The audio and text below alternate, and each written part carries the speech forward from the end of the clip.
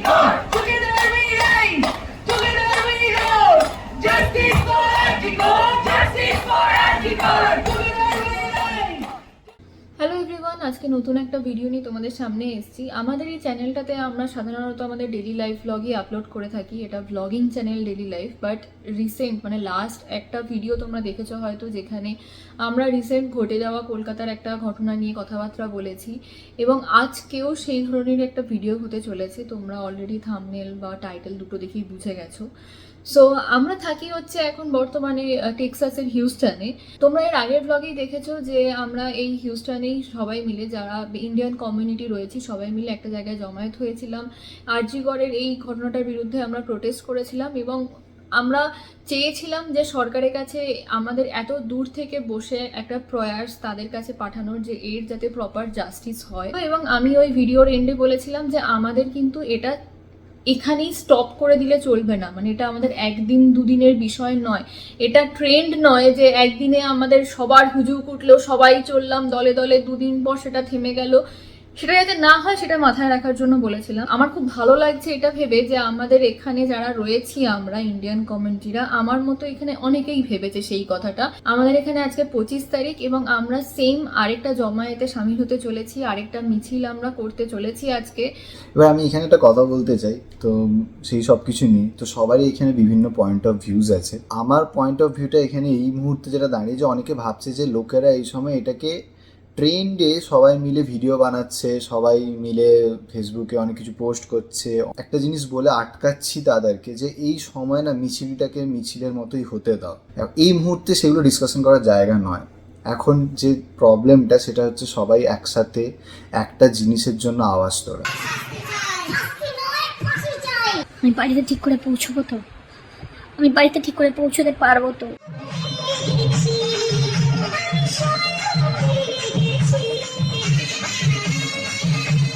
তবে এই যে 3টে ক্লিপস তোমাদেরকে দেখালাম, আমরা এই ধরনের ভিডিওর একেবারেই এগেনস্টে।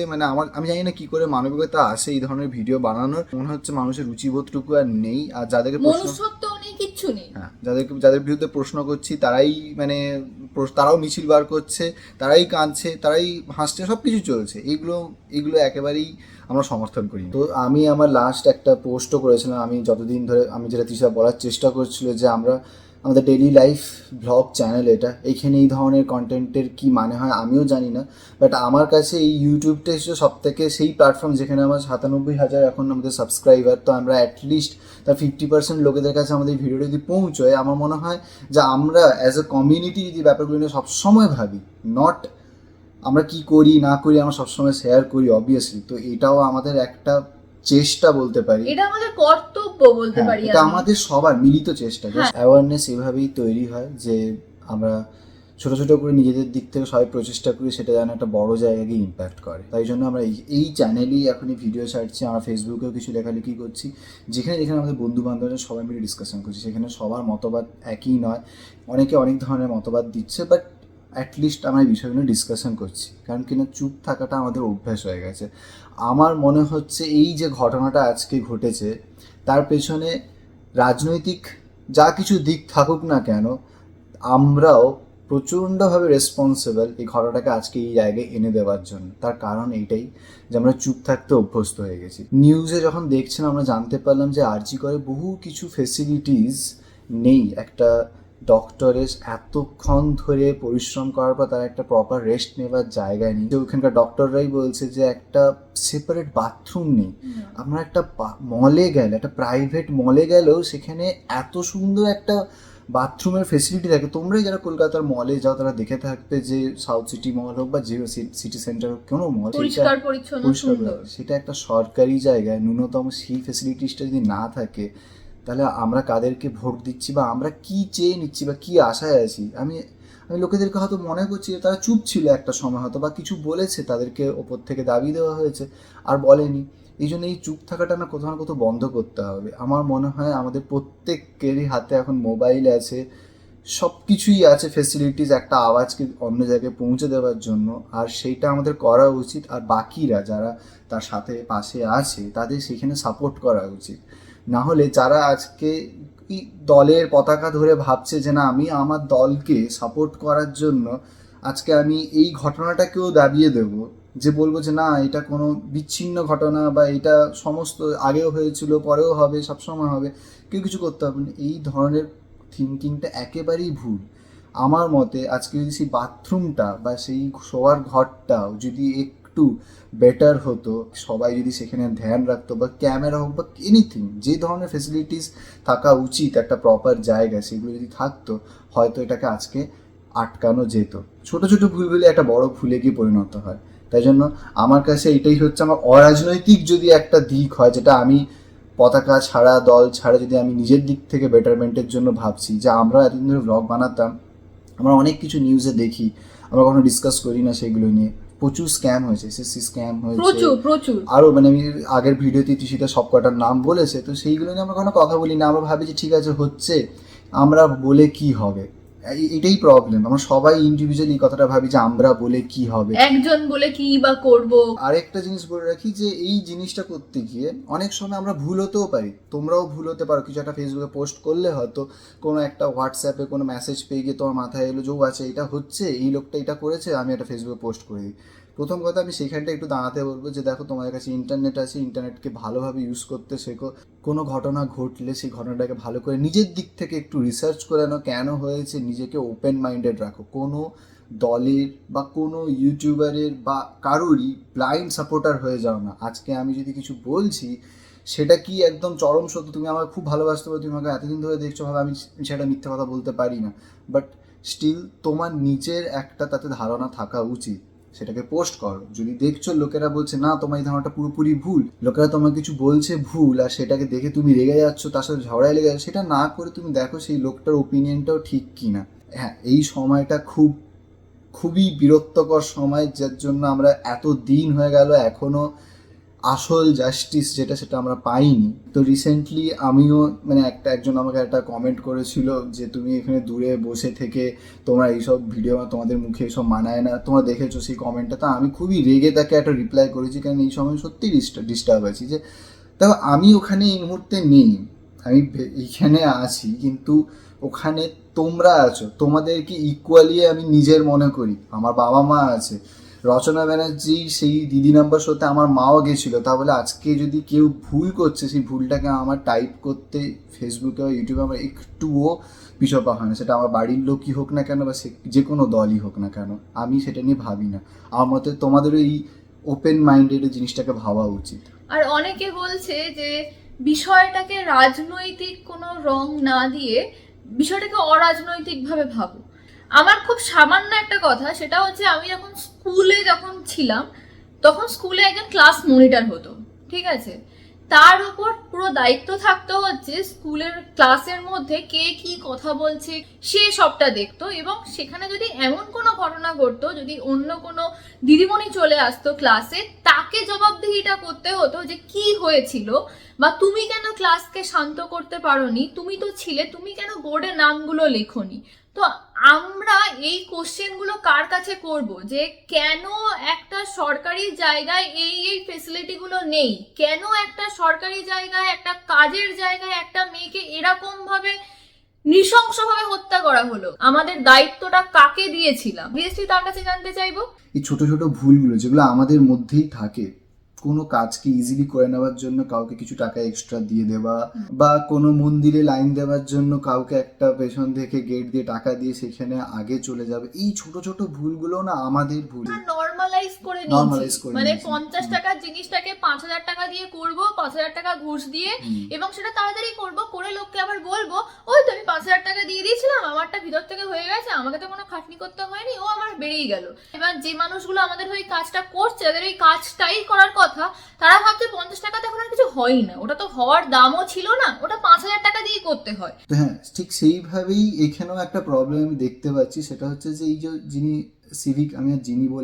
যে সিভিক ভলেন্টিয়ার যে ছিল এখানে, তার নামে তার এক্স ওয়াইফ, সে নাকি অনেকবার গেছে পুলিশের কাছে, কমপ্লেন করেছে তাকে মারার জন্য, পেটার জন্য, এই সমস্ত কিছু পুলিশের কাছে যাওয়া হয়েছে। বাট সেই লোকটা আজকে আরজি করে একজন সিভিক ভলেন্টিয়ার, তার হাতের দায়িত্বে যে ভেতরে যাচ্ছে, সে আরো এইসব খবর আসছে, টাকা নিয়ে পেশেন্টদের কাছ থেকে বেড পাইয়ে দিত। আমরা এখন কিন্তু যারা নর্মালি সরকারি হাসপাতালে যাই, এখন কিন্তু বেড পাওয়া যায় না, মানে তুমি যদি এরকম ধরনের লোকদেরকে না পয়সা দাও তুমি নর্মালি বেড পাবে না। এটাও একটা প্রবলেম, যার জন্য এরকম একটা লোক ওখানে হয়েছে। খালি একটা লোক, খালি ওর কাছে তো পয়সা থাক তা তো নয়, এরকম আরো লোকের কাছে পয়সা যেত, নাহলে একটা লোকের কাছে এত ক্ষমতা হতে পারে না যে সে নিজে গিয়ে একটা বেড দিয়ে দিচ্ছে, তার উপরের লোককে পয়সা, তারও উপরের লোককে পয়সা দিত, এই করে করে এটা একটা অন্য জায়গায় পৌঁছায়। তো এই জিনিসগুলোকে কমন করা আমাদেরকে বন্ধ করতে হবে। তো যাই হোক, আজকে আমরা ওখানে যাচ্ছি, আর আমরা ওখানে এই প্রশ্নটা আজকে জিজ্ঞাসা করবো ওখানে, যেটা আমার কাছে একটা উত্তর আছে, বাট আমরা জিজ্ঞাসা করবো যে হিউস্টনে থেকে বা দেশের বাইরে থেকে আমরা যে এখানে সবাই মিলিতভাবে একটা প্রয়াস করছি আমাদের আওয়াজ পাঠানোর, তার কি বেনিফিটস আছে।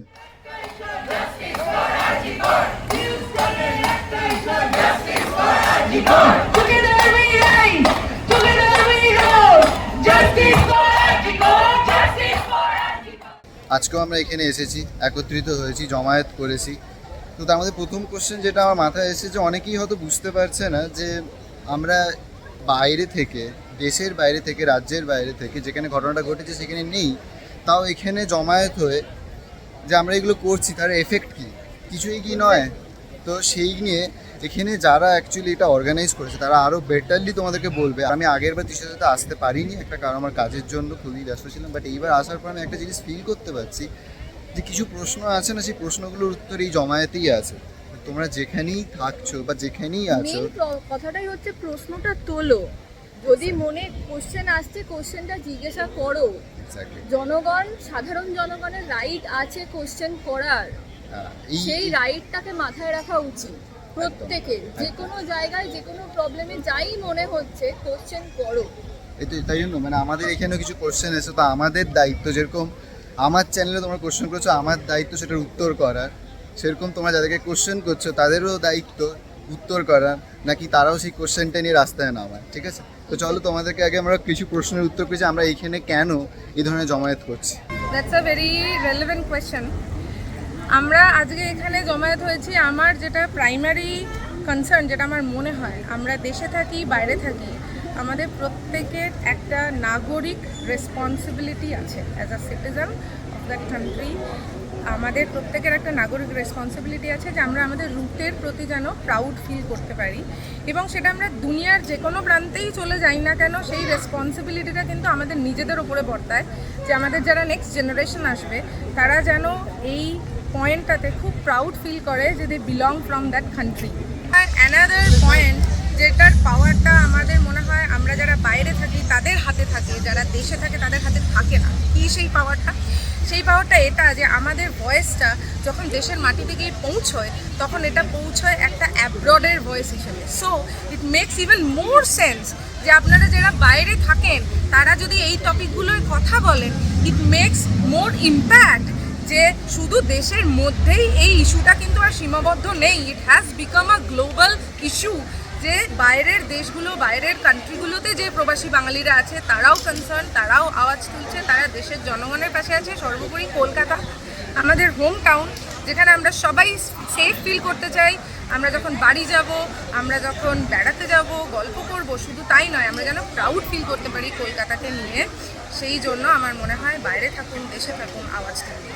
The US government travel website, you will see there is a notice there. Don't travel to India alone, especially if you are a woman. And I am ashamed by it that our country in the global prospect is being viewed in this light, and we all as a citizen has the responsibility to stop it, to make things better, and that's why I'm here today. Bimala, Ramla, এদের কেউ একজন আত্মহত্যা করেছে। না, মেয়েটা আত্মহত্যা করেনি, মেয়েটাকে খুন করা হয়েছে। খুন করা হয়েছে। আর নিশ্চয়ই চরিত্রের কোনো দোষ ছিল ঠিক, একদম ঠিক। সমাজে। মেয়েটারই নিশ্চয়ই কোনো দোষ ছিল, না হলে আত্মহত্যা করবে না। এটার একমাত্র দোষ যে সে মেয়ে। Justice is not going to be handed out to you in a platter. Justice has to be fought for. Justice has to be smartly addressed. And that is why you have to see how realistically you are doing things. Something needs to be done, and something needs to be done right now. Enough. We are waiting, we are patiently waiting, and we are doing protests, non-violence. We understand everything. But that's not the end. That's not working. This was a pre-planned and it was a result of long-standing, deep-rooted and widespread conspiracy. Fix the system, make it right. Together we stand in this fight. It's not just for women. I think our men should be educated also that they should not be doing that. আমারও ছেলে আছে, হ্যাঁ, আমার মা হিসাবে একটা কর্তব্য একটা ছেলেকে রেইজ করা with that dignity and with that integrity যে yes respect everybody. It's my duty to raise, and it should be every damn mother's duty to make sure their sons are not there to touch anybody. Why do you have to buy a pad like আমাদের paper গুলো এগুলোকে change করতে হবে, এগুলো করা যাবে না। এখন সবাই এই গ্লোবালাইজেশন যুগে সবাই সবকিছু জানে। I'm going to be a mother soon, so I'm already in my 38 weeks. So I'm going to have a precious baby girl. তো আমি চাই আমার সাথে কলকাতা আমার ভীষণ ভালোবাসার শহর। সেখানে যদি দাঁড়িয়ে আজকে একটা গভর্নমেন্ট প্লেস, একটা গভর্নমেন্ট হসপিটালে দাঁড়িয়ে যদি এরকম একটা হিনিয়াস ক্রাইম হতে পারে, আমরা আজকে বাড়ি থেকে বেরোতে ভয় পাবো। আমি যদি কোনো সময় আমার মেয়েকে নিয়ে আমি কলকাতা ফেরত যাই, আমি কোনো সময় কলকাতায় বেরোই, আমি তাকে কি শেখাবো বা তাকে কিভাবে মানুষ করবো? দিস ইজ নট অ্যাবাউট আমরা বাইরে আছি আমরা রেজ করবো না। যদি মিনিমাম কারুর মধ্যে হিউম্যানিটি বেঁচে থাকে, I think every individual should raise his or her voice for this absolutely heinous crime. দাঁড়িয়ে দে হ্যাভ নো ফিয়ার। আমি একটু আগে বলছিলাম যে একটা মানুষ আজকে কিছুভাবে পাড়ার একটা দাদা, লোকাল দাদার হাত ধরে যে কোনো একটা ছোটোখাটো ক্রাইম করে বেরিয়ে যাচ্ছে, কারণ জানে যে হ্যাঁ আমি তো দাদাকে বলে দেবো ম্যানেজ করে নেবে, somehow it will B managed, কিছু ব্রাইব দিয়ে এনিথিং ক্যান বি ডান। কিন্তু এই যে ক্রিমিনালগুলো ঘুরে বেড়াচ্ছে তাদের বিন্দুমাত্র ফিয়ার নেই। সেই ল অ্যান্ড অর্ডারটা এস্টাবলিশ করার জন্য we need a strict government, we need a strict policy, যার জন্য প্রত্যেকটা যে কটা ক্রিমিনাল অফেন্স আছে তার এগেনস্টে যেন পানিশেবল একটা প্রপার ল অ্যান্ড অর্ডার আমরা আনতে পারি। এটাই আমাদের অ্যাটলিস্ট মিনিমাম আমরা যেটুকু করতে পারি বাইরে থেকে, আমরা আই গেস এইটুকুই করার চেষ্টা করছি। আমরা অলরেডি একটা পিটিশন ফাইল করেছি, সেটা আমরা সবাই জানি। আমরা আমাদের সিজিআইকে হ্যান্ড ওভার করবো। আই হোপ এটা আমরা প্রেসিডেন্ট অফ ইন্ডিয়ার কাছে হ্যান্ড ওভার করতে পারি। যত maximum of people could sign it, মানে it will be betterment for us, that's it. তো পিটিশনের লিঙ্কটা তো আমরা এখানে দিয়ে দেবো, যারা এখানে আছো বা যারা যেখানেই থাকো না কেন তোমরা প্লিজ সেটাতে সাইন করো।